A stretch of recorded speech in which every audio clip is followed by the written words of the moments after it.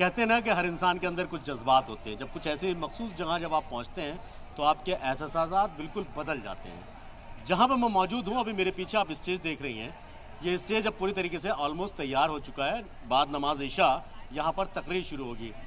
देश ही नहीं पूरी दुनिया से आए हैं यहाँ पर लोग। और मैं एक तस्वीर, एक झलक आपको पहले दिखाऊँ। मैं अपने कैमरा से महबूब से कहूँगा एक बार पीछे का रुख करके एक बार आपको दिखाएं और आप देखिए कि किस तरीके से भीड़ जो है वो अभी तक यहाँ पूरे, और ये सिलसिला पूरी रात चलेगा। अभी तो आपको फिर भी जगह खाली नजर आ रही है, लेकिन चंद घंटों के बाद यहाँ पर पैर रखने की भी जगह आपको नहीं मिलेगी। यानी जितनी ज़्यादा भीड़ यहाँ पर लगा, क्योंकि कल 2:38 पर कुल शरीफ है और कुल शरीफ के बाद जो है पूरा जो उर्स है वो इख्तिताम पजीर हो जाएगा, यानी अपने आखिरी मरहले पे है। आज इसी स्टेज के पीछे, जो मेरे पीछे आप स्टेज देख रहे हैं, पूरी तरीके से तैयार हो चुका है और इस स्टेज पे पूरे मुल्क भर के जितने भी आलिम हैं, जितने भी मुकर्रीन हैं, वो सब यहाँ पर पहुँचेंगे और उनकी तकरीर होगी। ये काफ़ी लंबी एक तकरीर है, जो तकरीर यहाँ पर चलेगी।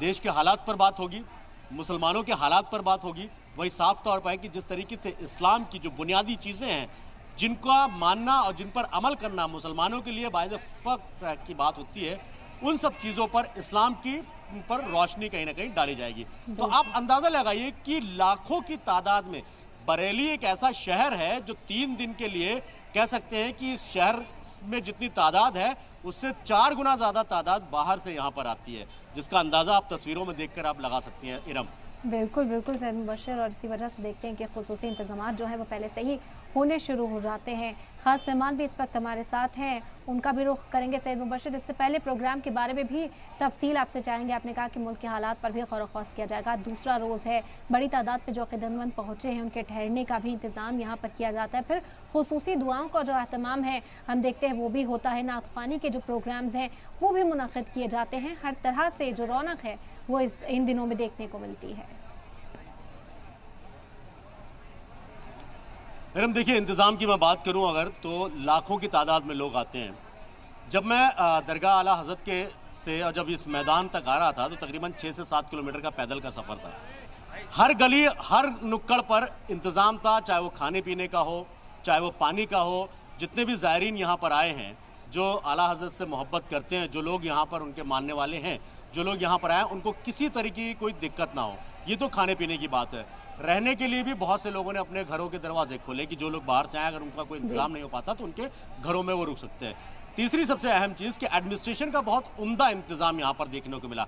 उसके पीछे की वजह यह है कि लाखों की तादाद में जब लोग बरेली पहुँचते हैं तो एडमिनिस्ट्रेशन के ऊपर सबसे बड़ी जिम्मेदारी है, ख़ासतौर पर यूपी पुलिस के ऊपर, बरेली पुलिस के ऊपर, कि वो पूरा इंतज़ाम को बखूबी कर सके, लॉ एंड ऑर्डर को मेंटेन कर सके, और दूसरी तरफ किसी तरीके का ऐसा कोई भी चीज़ ना हो जिससे यहाँ पर अफरा तफरी का माहौल हो। तो ये बहुत ज़रूरी हो जाता है। एडमिनिस्ट्रेशन के ऊपर एक बड़ी जिम्मेदारी होती है कि जहाँ पूरी दुनिया से, क्योंकि ये सिर्फ बात हिंदुस्तान की नहीं है, अगर हिंदुस्तान के अंदर इस तरीके का इतना बड़ा लाखों की तादाद में लोग आते हैं, जहाँ ऐसा कोई प्रोग्राम होता है और यहाँ पर अगर किसी तरह की कोई भी ज़रा सी भी ऊपर नीचे कुछ होता है तो उस पर बदनामी सिर्फ यूपी की नहीं है, पूरे हिंदुस्तान की है। और मुल्क भर में जब लोग यहाँ से आते हैं तो उसके बदइंतज़ामी का ऐलान भी होता है। तो इन सब चीज़ों को कहीं ना कहीं थोड़ा सा वोट करने के लिए, अब मैनेज करने के लिए यूपी पुलिस एडमिनिस्ट्रेशन, हमने यहाँ पर देखा जब हम अंदर आ रहे थे तो गलियों में पुलिस का पहरा था, पैरामिलिट्री फोर्सेज को डिप्लॉय किया गया कि किसी तरीके की कोई दुश्वारी ना हो।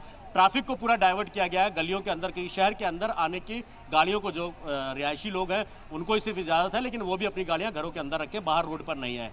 वो भी है जो इमरजेंसी व्हीकल्स हैं, चाहे वो फायर की बात हो, चाहे वो एम्बुलेंस की बात हो, सिर्फ उन्हीं को इजाज़त है, बाकी और किसी गाड़ी को अंदर आने की इजाज़त फिलहाल नहीं दी गई है। तो ये पूरा इंतज़ाम है। 106वां ये उर्स है